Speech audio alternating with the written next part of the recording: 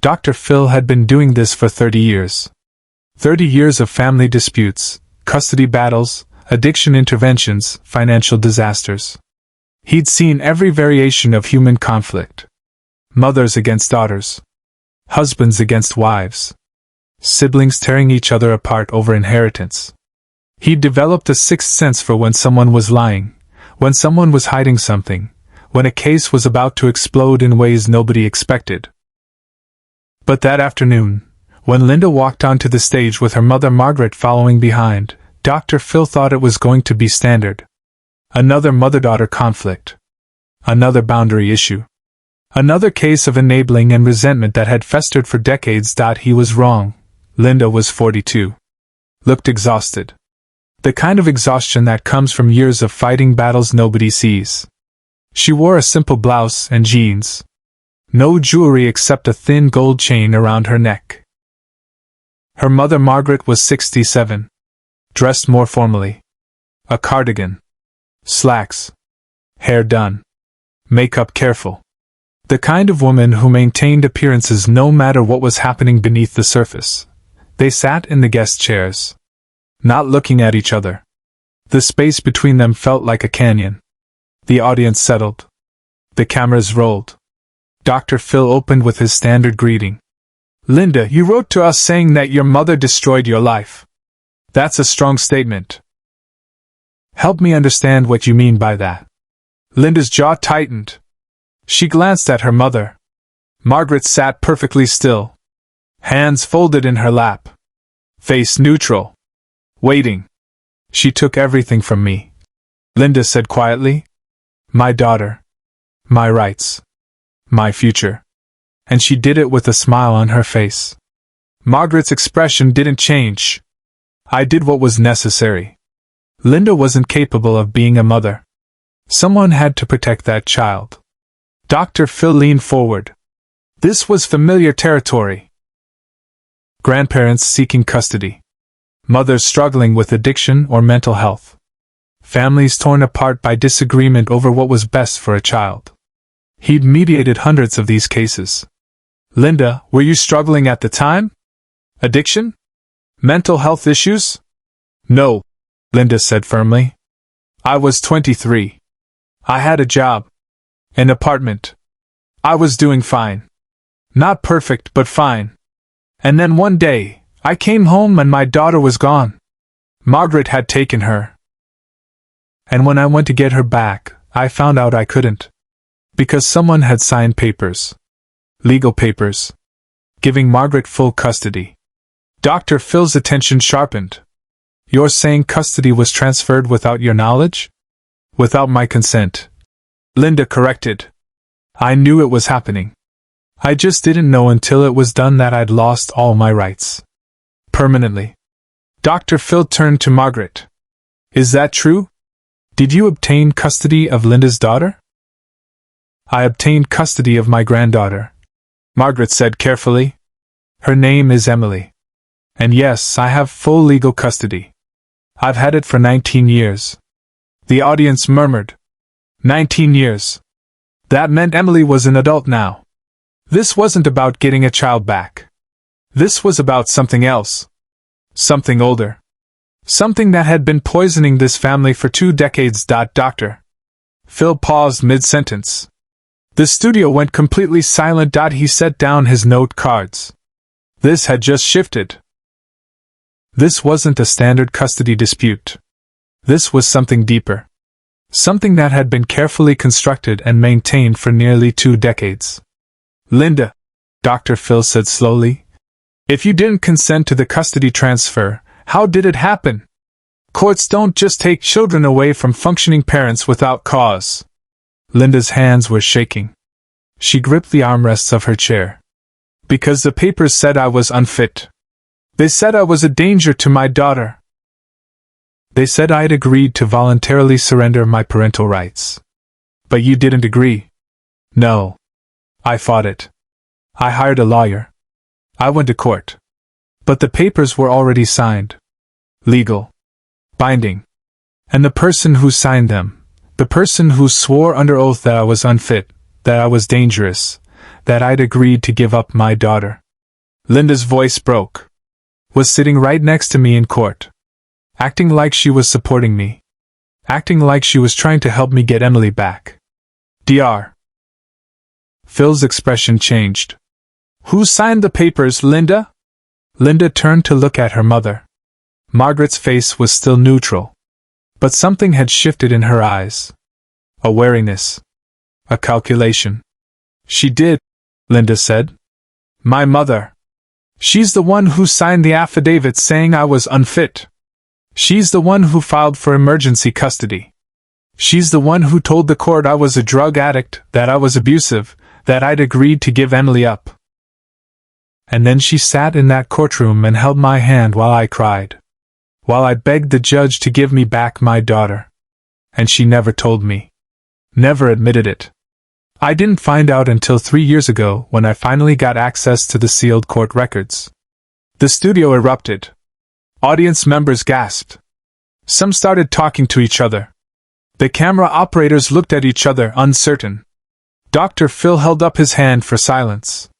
Margaret, he said, his voice different now, harder. Is that true?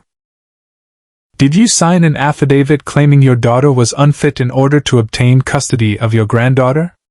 Margaret didn't flinch. I did what I had to do to protect Emily. That's not what I asked? Did you lie to the court? Did you fabricate evidence of Linda's unfitness? I didn't fabricate anything. Linda was young. Irresponsible. She didn't have the maturity to raise a child properly. Was she using drugs? No. Was she abusive? No. Was she neglecting Emily in any measurable way?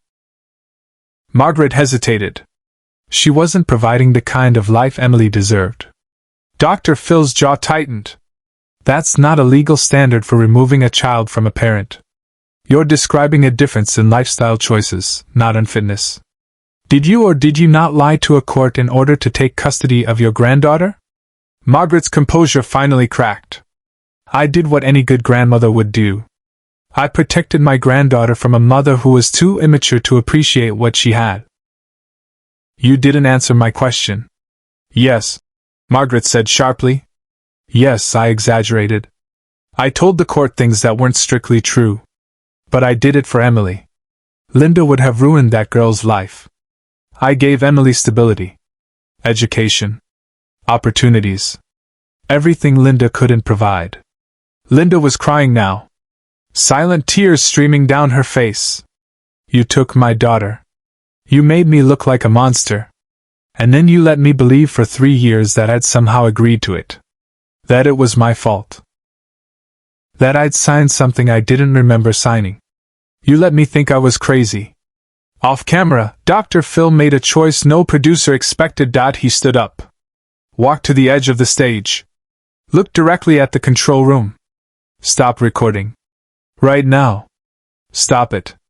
The red lights on the cameras went off. The audience sat in stunned silence. Dr. Phil walked back to the chairs. But he didn't sit in his usual spot. He pulled a chair from the side of the set. Placed it directly in front of Margaret. Sat down. Eye level with her. Margaret, he said quietly, do you understand what you did? I protected my granddaughter. No. You committed perjury. You defrauded a court. You destroyed your daughter's relationship with her child. And you did it deliberately. Calculatedly. And then you maintained the lie for 19 years. Margaret's face hardened. I did what was right. Where is Emily now? The question hung in the air. Linda looked down. Margaret's expression finally showed something other than composure. Discomfort. Maybe even fear. She's living her own life now. She's 21. She's independent. Does she have a relationship with her mother? Silence. Does she even know Linda is her mother? More silence. Answer the question, Margaret. Margaret's voice was barely above a whisper. Emily thinks Linda is her sister. We told her. I told her that I was her mother. That Linda was her older sister. That Linda's addiction issues made it unsafe for Emily to know the truth. The studio gasped. Even with the cameras off, the audience couldn't contain their reaction. Dr. Phil closed his eyes for a moment, took a breath, then opened them and looked at Margaret with something that wasn't quite anger but wasn't far from it. You erased Linda from her own daughter's life. You didn't just take custody. You took identity. You took 21 years of motherhood and replaced it with a lie. Do you have any idea what you've done? I gave Emily a good life, built on a foundation of lies. What happens when Emily finds out? And she will find out, Margaret. The truth always comes out. What happens when your granddaughter discovers that the woman she calls sister is actually her mother? That the woman she calls mother stole her from her real parent? That her entire identity is based on perjury and fraud? Margaret's hands were shaking now. The composure was gone. I did what I thought was best. No. You did what you wanted. You wanted to raise another child. You wanted control.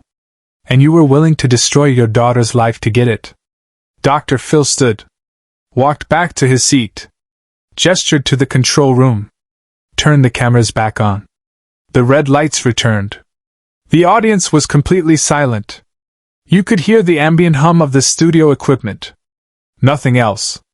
Subscribe and leave a comment, because the most powerful part of this story is still ahead. Dr. Phil picked up a folder that had been sitting on the table beside his chair. He opened it. Inside were documents. Legal documents. He'd had his team pull the court records. He'd read them during the commercial break before the show started. He knew what they said, but he'd wanted to hear it from Margaret first. Wanted to see if she'd tell the truth. She hadn't. These are the affidavits you filed. Dr. Phil said, holding up the papers. Dated 19 years ago. You claimed Linda was using methamphetamine. That she'd left Emily alone for days at a time. That she'd physically struck the child. That she'd voluntarily agreed to surrender custody. He looked at Linda. Were any of those things true? No, Linda whispered. None of it. Dr. Phil looked at Margaret. You signed these documents under penalty of perjury. You swore an oath. And you lied. Deliberately. To a court. To steal a child from her mother. Margaret said nothing. Where's Emily now? Dr. Phil asked Linda. Linda's voice was hollow. She lives 2 hours away.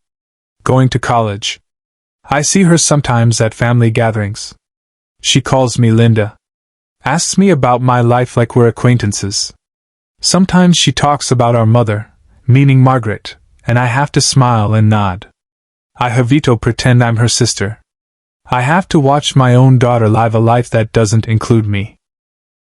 And I can't tell her the truth because Margaret convinced me that if I did, Emily would hate me. That she'd think I abandoned her. That I'd lose her forever anyway. But what happened next is something no one in the room, or watching at home, saw coming. Dr. Phil reached into his jacket pocket, pulled out his phone, set it on the table. Emily is 21 now. An adult. She has a right to know the truth. And you, he looked at Margaret, have a choice to make. You can tell her yourself. Today. Or I can provide Linda with the resources to pursue legal action for fraud, and Emily will find out in a courtroom. Either way, the lie ends today. Margaret's face went pale. You can't do this. I'm not doing anything. The truth is doing it. It's been waiting for 19 years.